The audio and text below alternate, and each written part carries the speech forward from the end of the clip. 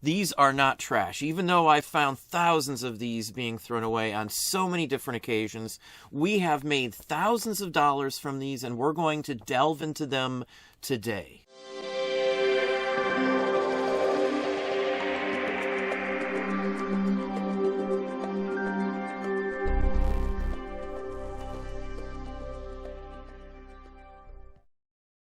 Hey, it's Don. Today we're going to talk about something that a lot of people consider trash. They don't mess with it. They'll throw it in the recycling bin. They won't pick it up. They won't go through them. Today we're talking about sheet music for just a few minutes here. These are large format. These are the earliest style here. They are all over the place. The majority of them won't sell for a ton of money, but if you know the basics on sheet music, you can make a lot of money. And as I've said, we've made thousands of dollars selling vintage sheet music. So we've got some sheet music I had to pull out. I just literally finished pulling these out. I think there's 6 total that went out today. Some of them I think are all going to the same person. All told, just in one day, we sold $180 in sheet music, plus shipping on them all. Sheet music-wise, we store them flat. I get this question all the time. This is a tote of sheet music. Now, we store them in these bins here like this flat. There's usually a number, piece of paper, so you can see another one sticking there, so you can just figure it out. On the sides of the bins, it tells you the actual numbers that are in the bin that you have in front of you. I've got many of these bins for sheet music. Now, if you've been following me for any length of time, these are all free. This entire bin, as well as another one of these, were from a giveaway. And I ended up selling some in bulk, and then we actually donated a whole bunch, like the majority of them, to a couple of churches and some local historical places. So that's where a bunch of them went. There was just far too many for me to even attempt to. I picked the best ones. We listed the best ones. I think we listed maybe 700, maybe 800 sheet musics out of the free lot. We've been selling them ever since that free lot I acquired maybe, 2.5 years ago. There's a video showing it. So if you go back far enough, you'll see it. But the point of it is, though, all told, we've made, I don't know how many thousands of dollars from a free pickup. Somebody from a university and stuff, they were donates. They weren't trying to get money out of them or anything. So anyway, I think I gave them like a donation or something too. But a good reason some of these sell, they're from the same actual stage show, Century Grove Review, atop the Century Theater in New York City. Sometimes people buy these for the graphics as well. I mean, this graphic on here is just spectacular in my opinion. So these all, I think we got like 35 a piece for these, each one of these from the same one. There was probably 6, 8 song numbers to this. Maybe somebody's collecting that specifically. When you have something like this, list them all right away. Don't hold on to them, because if you get somebody in who wants this exact show, this exact review, he may want them all. So I always try to list a bulk of sheet music all at the very same time, because we sell it constantly. Again, these are sold. Let me not mix those up. This is sold here too. Sometimes the interest in them is, say, a Loupe Fields, which is, it's his basic presentation, his basic he wrote it, book by, and then it's got a book. So anyway, this is just the typical 1920s. These are all dated in that range. Now, this is an interesting one. Whenever I see 2-step and 1-step or 3-step like this one here, I usually nab them up if they're cheap. They're almost always going to be these larger format sheets. And then we can look at the date on here too. There's a date on this one. Now, one thing you have to know is how to read Roman numerals, because you're going to see a lot of this type of stuff with Roman numerals on it. The first one's 1,000, CM, which is 900. C is 100, M is 1,000. You minus it if the smaller one is in front. If the smaller ones are behind the number, then you add them together. So this is 1908. That's the date on this one right here. It's early. It's a nice looking one. It's been up for a little while. We got like 50 some odd bucks just for this one. And here's another one we sold too. I think there was 6 total going out today. This is a nice, interesting one. Sigmund Romberg, very well known, very well known. And the other interesting fact is Oscar Hammerstein. You should know that name. It should be something you look for. But the graphics on this are just superb as well. It's just a really nice piece here. Spanish Main, Romance on the Spanish Main, Try Her Out at Dances. It's interesting. It's kind of like a Treasure Island theme, almost like pirates. Well, I would say that's a pirate. Sheet music can do extremely well for you. The key to it is it's going to be a slower sale. You're going to take a lot longer to sell them. Though when I list them, I'll list a whole bunch right off the bat. And I'll usually sell some right off the bat, the very first day, the second day. Within the first week, if I had to buy them, I've usually got all my money back. I've got my investment in time paid for through labor, and then I've made a profit, usually within a couple days, a week at most. So after the first week, almost anything we buy, including sheet music, is paid for, and there's a profit already in. And, as time goes by, you'll sell a bunch in the first month, probably, if you list 600, 700 of them. Hundreds and hundreds of dollars worth of sheet music in general. So you'll get your money back, you'll make a profit, it'll continue to sell. And then after the first month or so, it turns into passive income, because you have nothing else to do with it. It's all free at this point. There's no money invested into it. You already got all your money back from the first week, first day if you're lucky. Many times when we buy a horrendous large assortment of things, I'll literally be able to sell just a few of them and get all of my money back. And it's just basically passive income immediately. Most of what we buy turns into passive income very, very easily, very, very quickly. Probably 98% at least of everything that we have in inventory has been paid for.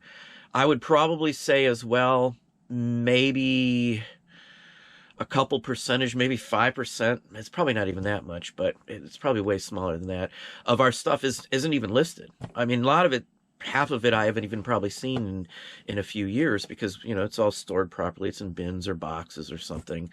There's no sense in rushing to get that when I can turn other stuff, get more inventory. At some point, I could hire a bunch of staff and just list and list and list and list as well too. I have nothing into the inventory at that point, so who cares? The money comes in constantly. It's a numbers game for us, though, and that's the point a lot of people miss. Again, this is, I don't know, 300 sheet musics in here. It's a total numbers game. So if you can't play the numbers or you can't get it, it's a lot harder to make a profit selling certain items. If you only buy 50 sheet musics and they're just random ones, you don't know sheet music, you're probably not going to make a lot of money doing it. If you hand pick them in cherry pick stores and places like that, you can do extremely well. But you have to have an eye for sheet music, because sheet music in general, there are so many different sheets that, you can't even find them on eBay. Probably 60%, 70% of old sheet music that you run into won't even be able to be found on eBay. You won't be able to go to Worth Point or anything else like that, because the majority of them, there's no other example up, or no one's listed. A lot of people assume sheet music, this has been M35. So if you look online in my store, M35 is what you're going to see, and you'll see them online too. Let me just flip this around here, but it's a numbers game. And I list a bunch that I think are decent. I'll list it by music by Jerome, very well known. I'll list it by things like that, Sam Lewis, Joe Young. I know a little bit more. I've been messing in sheet music for, 2 decades. So I have enough experience. Again, Tipperary, I look at the graphics as well. The graphics are neat. Sometimes the artist who does it makes me want to list it. Al Jolson, he's fairly well known. Not politically correct, but he is fairly well known. Flower of Memory. They just have to be interesting ones to list. They have to be in the same type of genre. Foxtrots, I always list anything that says jazz. Dixie stuff usually does very well. Sometimes the performers who are actually portrayed on the cover of this are part of the reason why it will sell. Sometimes, like Floyd Williams, you'd want to list him, and that would be the key to it, because he's a well-known stage performer. He appeared in some silent films and things like that, if I'm not mistaken, as well. Now, another thing I get asked all the time is, well, their condition is terrible. Well, this one's coming apart. It's separated at the seam. Very, very typical for ones that were used. To me, it doesn't matter at all. I don't care if they're damaged, or even some that are ripped and stuff, I'm still able to sell for, top dollar. Harry Von Tilzer is a very well-known musician, writer, the whole works. So that would be another name that I always list. There's some that you always list. I guess I've got it flipped all over the place in here. Want to go to the country or a county Mayo. Now that's the hospital, Mayo Clinic, I would imagine, is what they're talking about. The graphics on this, that's just spectacular. And many times that's the reason why something will sell. This one's not too attractive, but the corner sections, the artwork is, almost looks like there's mushrooms in there. I don't know, maybe they're supposed to be flowers, but that's really neat. Again, Roman numerals on most all early sheet music. So again, I have a video on that if you're interested, but there's conversion sites that would turn in Roman numerals to regular numbers if you're interested. Graphic-wise, this is awesome. Hawaiian items go, it's a trot, so right off the bat, that means it's a foxtrot, so this is a jazz. So this one I would always have listed. Insects, butterflies, moonlight, seahorses, Charles, Leland, Marsh. So anyway, there's a lot going on with sheet music. They're going to take you some time to sell it. Most of them are going to be longer tail. If you get massive quantities, you will make your money back immediately, as long as they're not just all junk. I don't buy them. I don't pick them up unless I know there's at least value in them, just like anything else that I'm messing with. If there's no value in them, I'm not going to take them, even if they're free, because my time invested just wouldn't be worth it. So I usually look up a bunch. I'll look through them. If I see stuff that looks good, I'll go from there and make an offer. I usually don't pay much for sheet musics. I've bought, 50 pounds of it for $20. I've had people give me 50, 100 pounds on, numerous occasions. The majority of those are donated or given to historical places, societies, and schools, sometimes churches. All that kind of place is a good place to donate some of these to at the end of the day. I usually will list some or sell some to other folks in big lots, especially if they're doing antique booths, because you can list these or put $2 on them all day long, and somebody's going to come in there and buy them, a couple times a week probably, if you got enough of them and they're $2 or less. When I go to an antique mall, I don't mess with any of the ones that are over $2 usually. It's just not worth my time or effort, because I've already got money invested into them. If they're $1 or less and they're good, I buy them. Sometimes I'll pay more than that if they're, say, like Civil War or something, but they're never priced that cheap if you ever run into them. So, but anyway, sheet music's a horrendously good area to sell in. It's just going to take you time. Majority of them are going to be long tail. So just don't have huge expectations that you're going to sell them all immediately. It takes me years sometimes to sell an entire purchase of things. But again, it's all passive income. I have nothing into it by the time it's been up, for more than a week or so. After that point, usually I've already got all my money back from the items. Always list the most expensive things first. Get your money back. The market could fall on those items as well, too. So if you don't sell them right away, sometimes they could drop in price. Okay, now I've got them all wrapped up to ship. If you're interested in knowing how I ship these items, I'll have a link right up here, and you can check it out. It's an ultimate media shipping guide. I wrap them all individually, too. I've got all the descriptions of everything I use to wrap them, including these, in that video, if you're interested. I wrap magazines the same way as I wrap these. I wrap comic books the same way as I wrap these. Postcards are just a smaller version, 8x10 photos, anything small. Magazines, of course. Books in general, I wrap the same way I basically wrap these. Everything goes in cardboard. I don't care what it is, it's wrapped in cardboard, so nothing can be poked, slit, cut, scratched, or anything else like that. So check that video out if you want to know how to ship these properly. Well, there we have it. Hopefully that gave you some ideas, some thoughts. If you enjoyed this video, please hit that like button down below.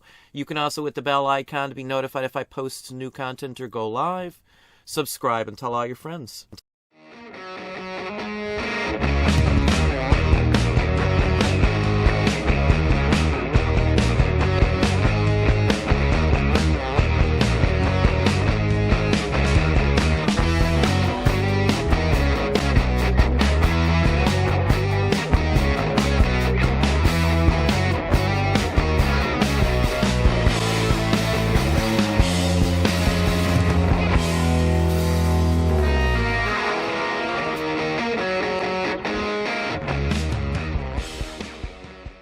Loupe has Superman trapped. He's using kryptonite to destroy his powers. Now you'll tell me why Superman peanut butter tastes so great. Never.